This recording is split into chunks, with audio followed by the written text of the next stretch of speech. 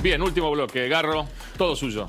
Rápidamente contamos la realidad que atraviesa el SENASA después de 2 meses de reclamos donde de golpe empezaron a despedir empleados en la mayoría de las seccionales. El sur de Entre Ríos es el que quedó más afectado y es donde quizás en el corredor de la Ruta 14 del río Uruguay, donde pasa el mayor caudal tanto de granos como de animales. Esta preocupación fue difícil conseguir algunos testimonios de SENASA, pero nos la cuenta Daniel Sosa, que es el titular de SENASA Ibicuí, donde cuenta algunos aspectos y algunas cosas que están sufriendo los empleados de SENASA. Vamos con la nota. Hemos tenido despidos, sigue despedida la gente. Nosotros consideramos que en forma injusta, porque realmente estas son oficinas que nosotros estamos acá, como ustedes verán, metidos en el medio del campo, donde necesitamos gente a atender todos los productores que vienen, que los ven en este momento. Estamos en la oficina y ustedes ven que entran productores a venir, que nosotros realicemos los trámites que son necesarios para mover la hacienda. Es decir, el estado de los empleados sigue igual. En mi oficina había 2 chicas que trabajaban y realmente no trabajan más en SENASA, quedamos 2.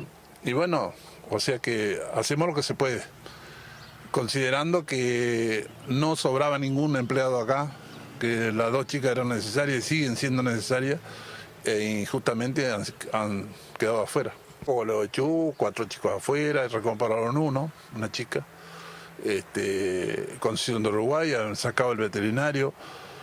Colón, por ejemplo, quedó con solamente un empleado que se ocupaba de aves, es decir, en sanidad animal, como veterinario, no tiene veterinario.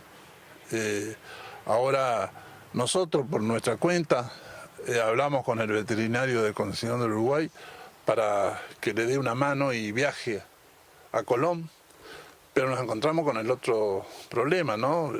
Hoy los viajes son muy caros, la movilidad es muy cara. Vos fíjate que yo vengo de Uruguaychú todos los días y la movilidad mía es propia.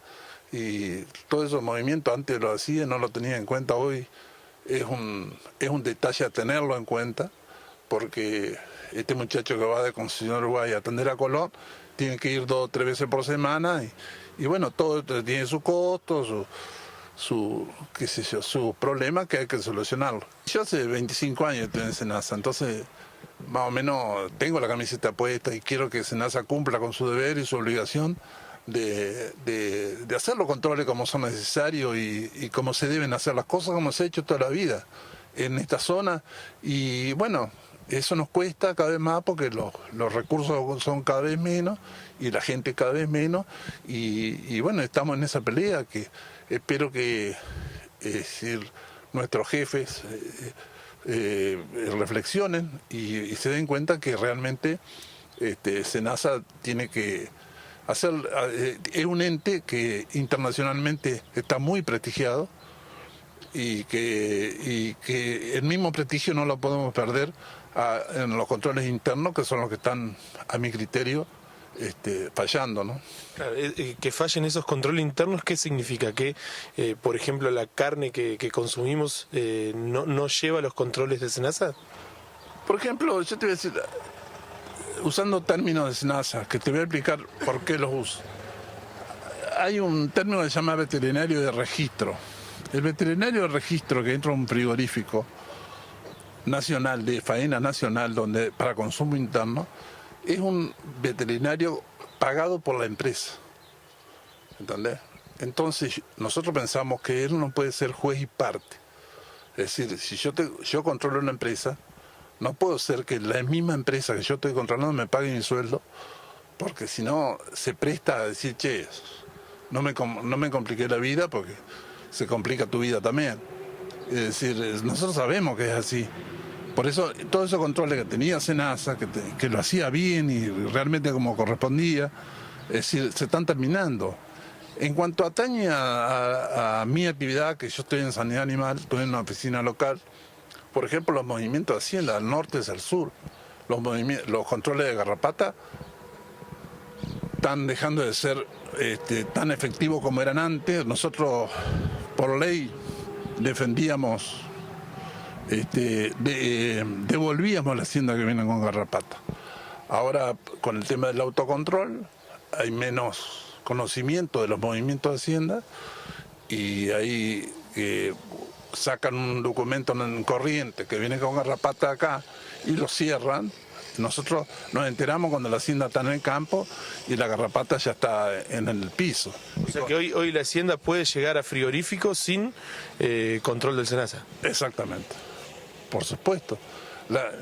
El que manda un frigorífico local, no, lo único que hace en SENASA, si quiere, porque lo puede hacer por autogestión, viene acá a buscar el documento que yo se lo doy en la oficina, yo no se lo estoy dando en el campo, yo no estoy viendo la hacienda, estoy viendo la documentación que él me trae, él figura en mi registro como productor y tiene ese stock para vender al frigorífico, yo le doy el ET y hasta luego paga el canon correspondiente y esa es toda mi actividad, no hay ningún tipo de control cuanto yo mando hacienda a frigorífico. En el frigorífico local tendría que haber un tipo de control, es decir, que es ahí donde te digo que ahí están poniendo muchos veterinarios de registro que no pertenecen a SENASA y que son directamente empleados de la empresa.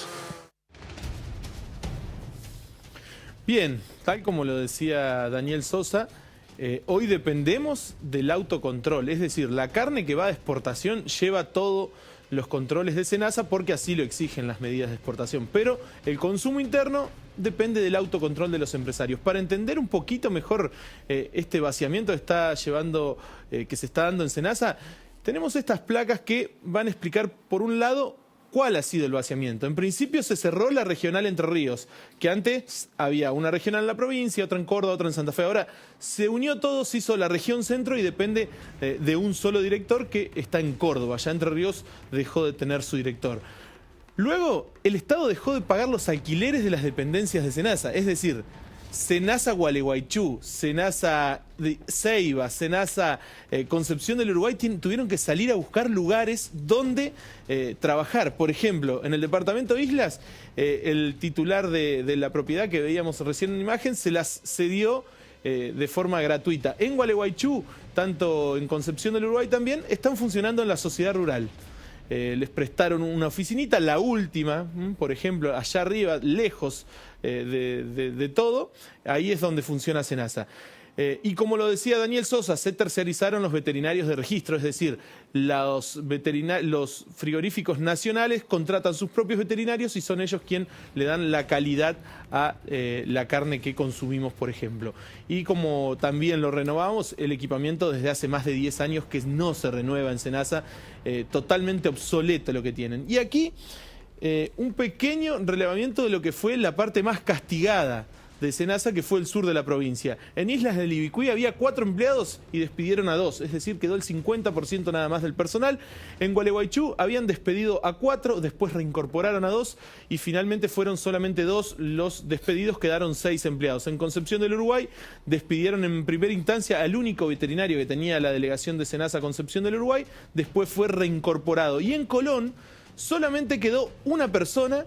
Incluso echaron al propio veterinario, que es el de Concepción del Uruguay, quien viaja a Colón y a firmar y a certificar todo. En San Salvador también, de 2 empleados que había, solamente quedó 1. Recordemos que esta estructura de SENASA depende del Ministerio de Agroindustria de la Nación y ha quedado vaciada prácticamente el sur de la provincia un 50%. Bien, cerramos el programa con lo que habíamos anticipado, el reportaje al ex vocal del Superior Tribunal de Justicia, el doctor Miguel Augusto Carlín, en 2 partes. A ver. ¿Cuántas veces hubo quienes se molestaron y le dijeron en la cara, doctor, usted se equivocó, o lo hicieron sentir mal, digamos, por un fallo? ¿O eso no le pasó nunca? Sí. Sí, yo tuve un caso, por ejemplo, donde un fallo del superior con primer voto mío, donde la Corte nos pega un levante y... ¿Cuál caso fue? El caso María, un amparo. Ajá. Y la Corte tenía razón. Y la Corte tenía razón.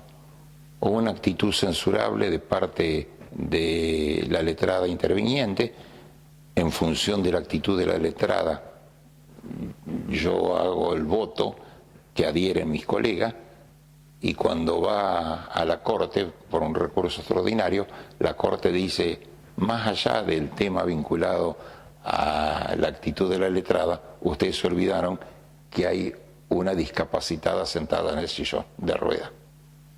Es cierto, nos enceguecimos.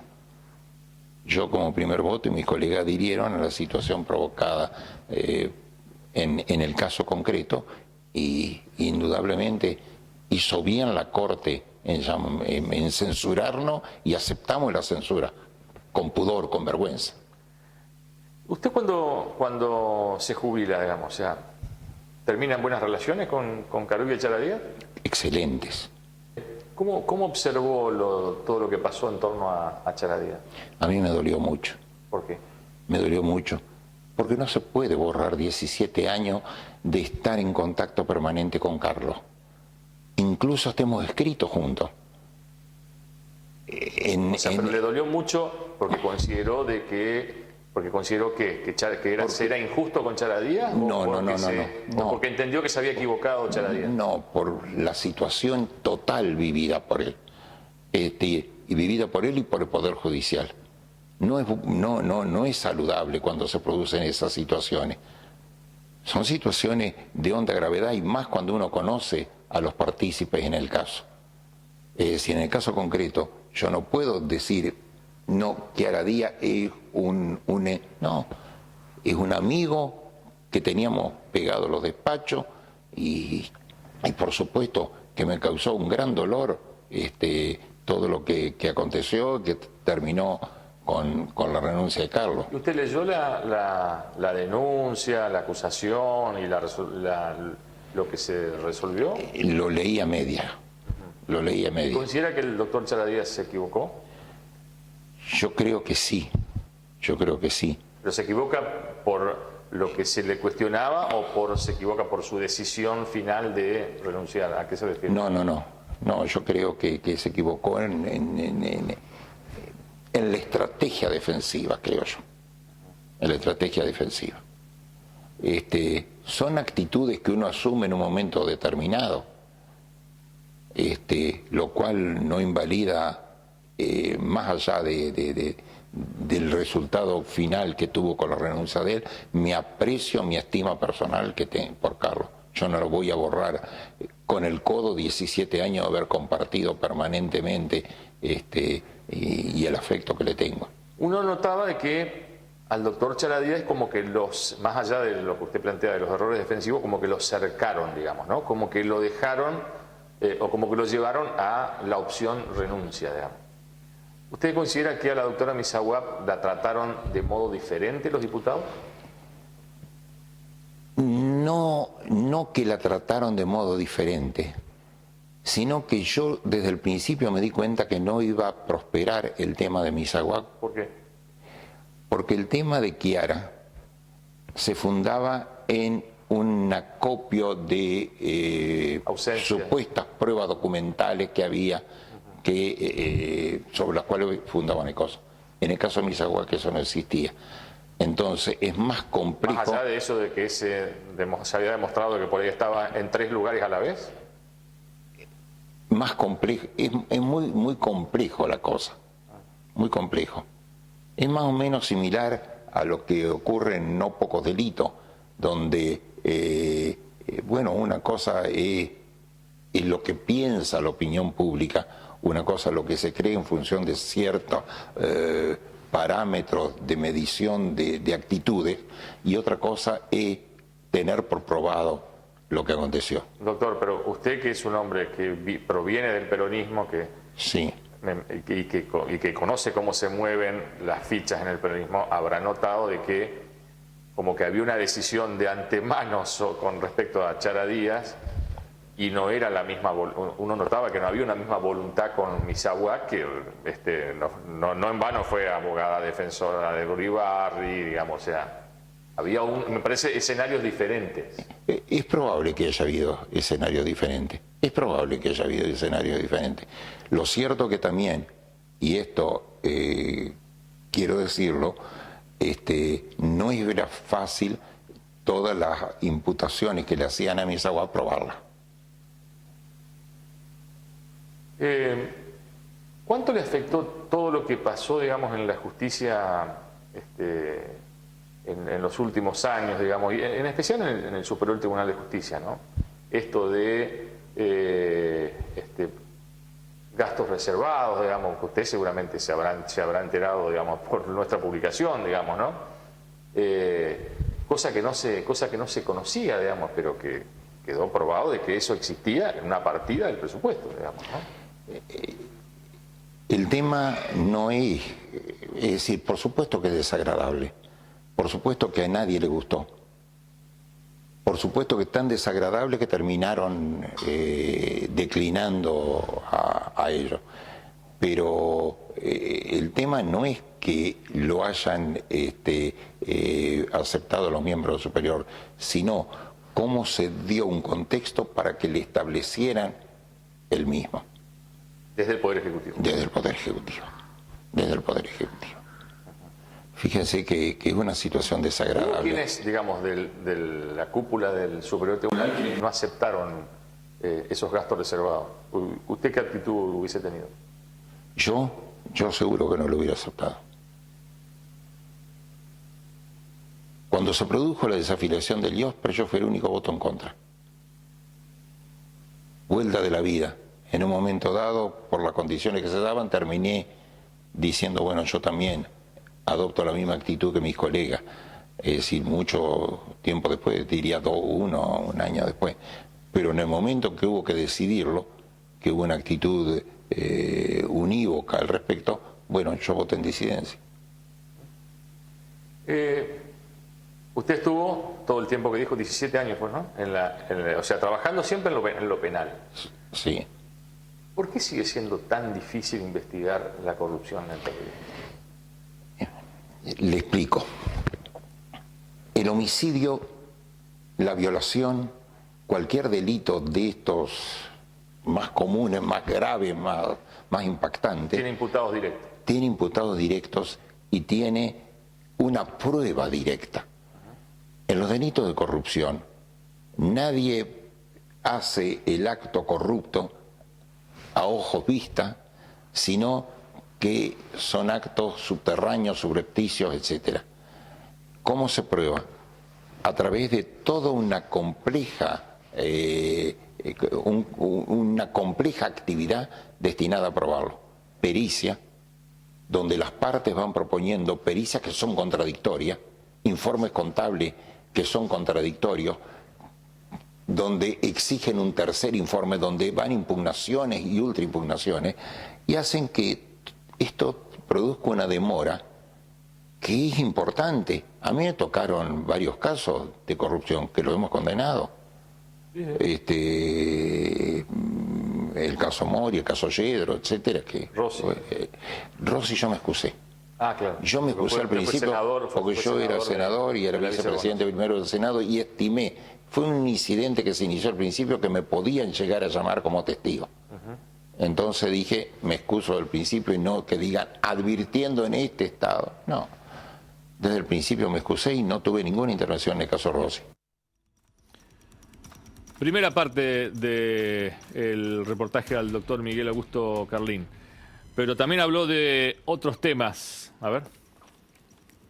Si hubiese estado en el juzgamiento del juez de ejecución Rossi, y seguramente lo siguió, ¿qué posición hubiera adoptado? Eso merece una explicación. A diferencia de todos los demás susceptibles de ser sometidos al jurado de enjuiciamiento para su juzgamiento político, de tal suerte provocar la destitución, que en el caso de Entre Ríos es el fiscal de Estado, el contador general de la provincia, el tesorero general de la provincia, el presidente y los vocales del Tribunal de Cuentas, el presidente y los vocales del Consejo de Educación, es decir, todo un contexto de funcionario. Los funcionarios judiciales tienen una garantía que es la del artículo 110 de la Constitución Nacional, que permanecen en el cargo mientras dure su buena conducta. de tal manera que el mal desempeño debe ser de tal entidad, de tanta gravedad, de tanta fuerza, de tanto énfasis, que implique que el magistrado ha incurrido en mala conducta. No que se equivocó, no que tuvo un error, sino en una manifiesta inconducta. Que determine, ya no es una buena conducta, sino es una persona que ha caído directamente en mala conducta. Y sigo adelante. El Pacto de San José de Costa Rica, en el artículo 70, inciso B, dice que los magistrados no pueden ser censurados por el contenido de su fallo. Yo leí la sentencia de Rossi, donde un año antes ordena la libertad de un execrable sujeto como Wagner. Pero pasó un año y hubo otras salidas y no pasó nada, hasta que cometió el crimen atroz, aberrante, cruelísimo, que es la muerte en esa circunstancia de la pobre chica Micaela García. Claro que todo esto marca un contexto donde toda la sociedad se coloca enfrente a ese sujeto execrable que cometió lo que cometió y de la manera cruel que lo hizo. Encima todavía, abonado eso por ver la hidalguía con la que sus padres pudieron afrontar todo esto, tanto el padre como la madre. Esto marca todo un cuadro referencial, donde una cosa es Rossi, una cosa es Wagner, el condenado Wagner, y otra cosa es la actitud que adopta un año después un juez al disponer la soltura, partiendo de algo que todos nos olvidamos. No era un condenado a perpetua, ni era reincidente, era una persona que fue condenada, mal si se quiere, a 9 años de prisión, un condenado a 9 años. Entonces, hacer una suerte de copartícipe al juez de ejecución de pena del hecho execrable, repudiable, torpe, cruel del homicida y violador, no me parece correcto. Más allá de la repulsa que merezca Wagner por el hecho cometido. Es decir, todo esto indica un contexto referencial que no puede ser soslayado. Y le marco esto, Daniel, porque me parece que es importante. 4 vocales del superior votaron en el sentido que le digo, absolviendo. Digo 4 porque 3 integraron el jury, ¿no es cierto? Pero hubo un cuarto que ya se había expedido en la formación de causa, que es el doctor Salduna.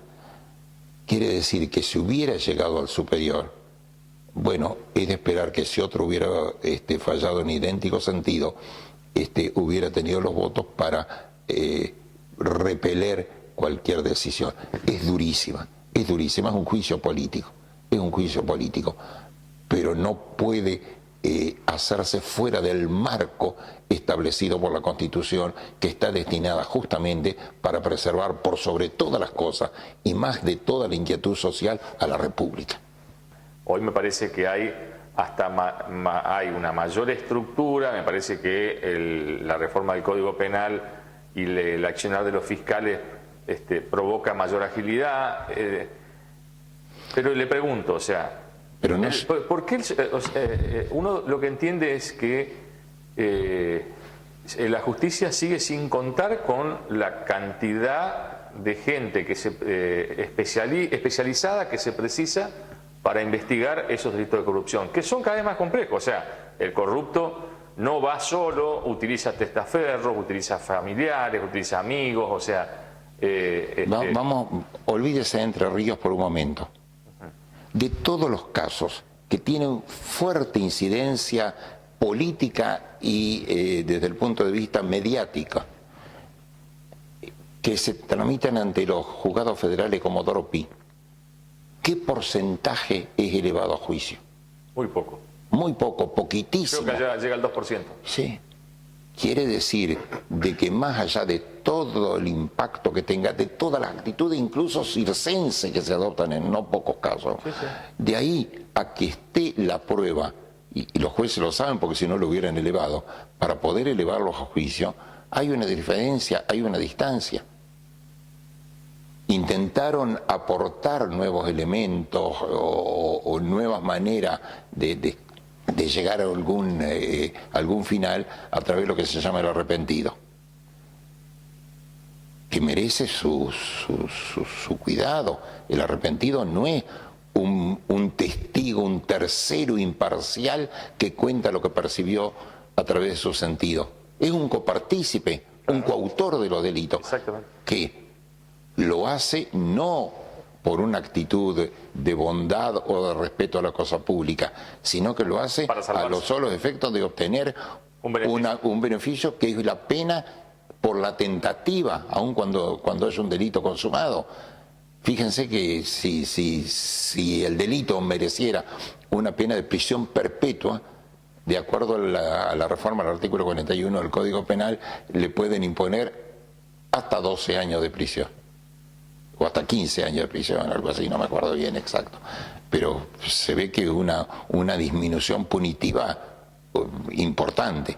Entonces, bueno, hasta ahora han habido varios procesos con aporte de terceros arrepentidos, llamémoslo así. Ahora, ¿cuál se elevó a juicio con eso? Peor todavía, la propia ley se cura en salud y dice que ninguno puede ser condenado con la sola declaración de los arrepentidos. ¿Se sintió defraudado por algunos hombres de la política en los últimos años, digamos, después que se fue, digo, ¿no? O si considera que lo hablo desde su condición incluso de peronista viejo. Sí. Hay cosas que me gustan y hay cosas que no me gustan.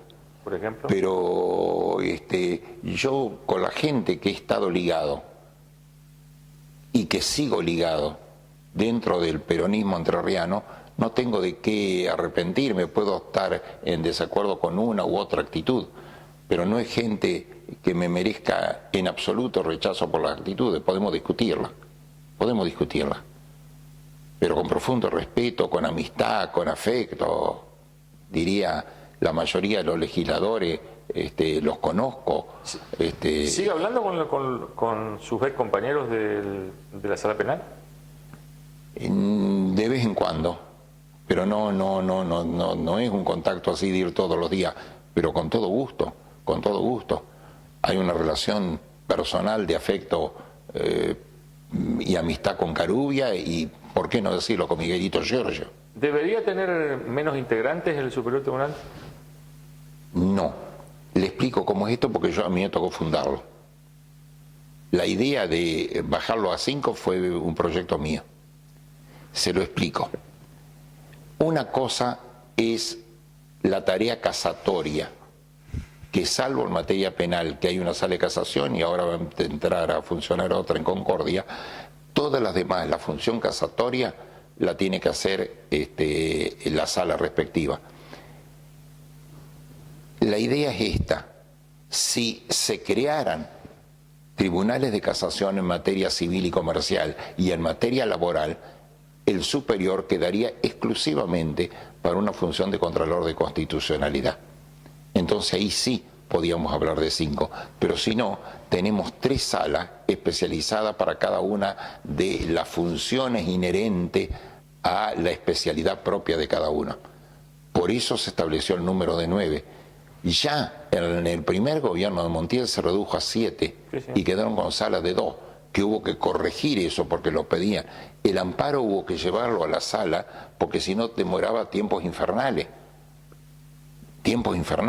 Y realmente Entre Ríos es un ejemplo de hacer una tramitación del amparo donde toda la tramitación no dura más de 30, 40 días.